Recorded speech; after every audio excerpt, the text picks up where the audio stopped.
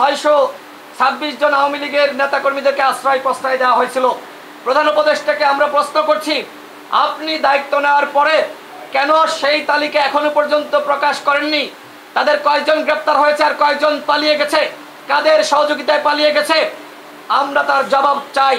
এবং যারা পালিয়ে গেছে, দেশ ছেড়েছে, সেটা সরকারের সহযোগিতায় বা অন্য কোনোভাবে, আমরা এই পালানোর ঘটনায় সরকারের উচ্চ পর্যায়ের তদন্ত কমিটি গঠন করার আহ্বান জানাচ্ছি।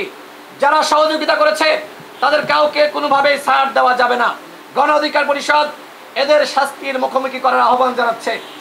প্রিয় সাংবাদিক ভাইরা, আমরা তথ্য পেয়েছি উপদেষ্টাদের কেউ কেউ রিফাইন্ড আওয়ামী লীগ এবং দামি এমপিদের পুনর্বাসনের সাথে সম্পৃক্ত।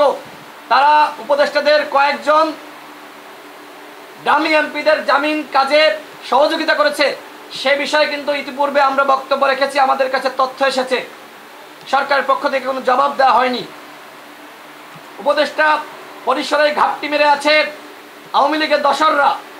সরকার এখনো পর্যন্ত আওয়ামী সুবিধাভোগী দামি নির্বাচনে সহযোগিতাকারী ডিসি, এসপি, নির্বাচন কমিশনারগণ ও সচিবদের বিরুদ্ধে কোনো ব্যবস্থা গ্রহণ করেনি। আমরা দেখেছি 14 সালের সেই কমিশনারগণ, 18 সালের কমিশনারগণ এবং 24 সালের এই হাবিবুল আওয়াল কমিশনারগণ, তাদেরকে কেন গ্রেপ্তার করা হচ্ছে না?